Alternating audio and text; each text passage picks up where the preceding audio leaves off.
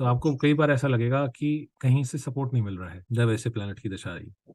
और अगर आपके कर्म ठीक हैं तो आपको डिवाइन हेल्प आप एक्सपीरियंस करेंगे ऐसे टाइम पे कि यार कुछ भी नहीं था और भगवान ने कुछ बना के दे दिया। और अगर आपने आपके कर्म ठीक नहीं है या आप वो भगवान का डर नहीं है आपके अंदर, तो फिर आप बिल्कुल काया पलट होते देखोगे। फिर आप देखोगे कि कहाँ से कैसी मार पड़ी है, वो आप एक्सप्लेन भी नहीं कर पाएगा कोई कि क्या हुआ क्या उसके साथ। तो इसलिए ये जो है ना, ये वाले जो घर हैं, ये 9th हाउस और 12th हाउस, ये ना गुरु इनको रूल करता है, आस्था से जुड़े हुए हैं और राइटियसनेस से और सही और गलत की जो बात कर रहे हैं, ये उनकी बात कर रहे हैं।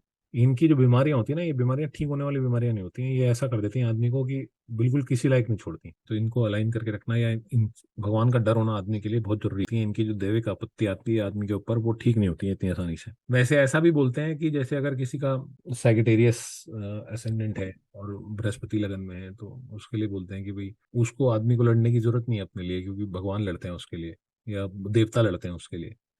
तो ये एक मतलब क्या है कि कुछ चीजें ऐसी हैं कि वो जो कर्मा फिलॉसफी है ना, वो कर्मा फिलॉसफी में कि आपने इतना काम किया, इतना आपको फल मिला, 10 रुपए की मेहनत करी तो ये होएगा ही होएगा। आप रोज कोई काम करोगे तो उसका फल मिल ही जाएगा, आप कुछ ना कुछ अचीव कर ही लोगे। तो एक नॉर्मल फिलॉसफी चल रही है लाइफ की कि आप किसी चीज के पीछे पूरी तरह से लगे होगे, अच्छा या बुरा छोड़ो, आप खाली अगर बड़ी मेहनत करते तो उसका फल तो मिल ही जाता है ना आपको। ये तो नॉर्मल कर्म की बात हो गई कि आप कोई भी कर्म है, आप जिसके अंदर पूरा एफर्ट डाल के कर रहे हो, आपको उसका रिजल्ट मिलेगा ही मिलेगा। चोर भी अगर रोज प्रैक्टिस करेगा ना चोरी करने की और बहुत अच्छा चोर बनने की कोशिश करेगा, तो वो बहुत अच्छा चोर बन जाएगा। जितनी मेहनत करी उसके हिसाब से रिजल्ट मिला। लेकिन ये जो है ना, ये 9th हाउस 12th हाउस, ये परे है इन चीजों से। ये आपके कर्म की क्वालिटी के हिसाब से बात कर रहे हैं कि ये जो है ना कि आप मतलब कोई चोरी में मेहनत कर रहा है तो बड़ा अच्छा चोर बन जाएगा। हाँ, बन जाएगा बड़ा अच्छा चोर, इसमें कोई डाउट नहीं है।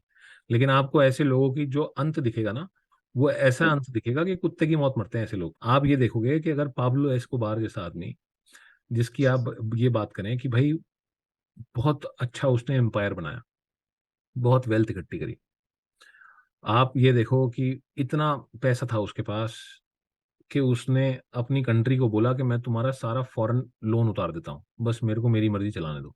ड्रग्स का धंधा करता था, इतना बड़ा एम्पायर, इतनी प्रॉपर्टी, इतनी वेल्थ कि आदमी सोच भी नहीं सकता। पूरा यूएसए की गवर्नमेंट को उसने ऐसा कर दिया कि वो मतलब परेशान ही हो गए कि ये सारा पैसा हमारी कंट्री का वहीं जा रहा है पाब्लो एस्कोबार के पास। इतने डॉलर के कोई हिसाब ही नहीं लगा सकता कि कितना पैसा था उसके पास। वो अपनी एयर स्ट्रिप, अपने प्लेन्स उतार रहा है डायरेक्ट। कहाँ कहाँ के लोग खरीद लिए, मतलब क्या नहीं कर लिया, कितनी कितनी गाड़ियां और कितनी वेल्थ।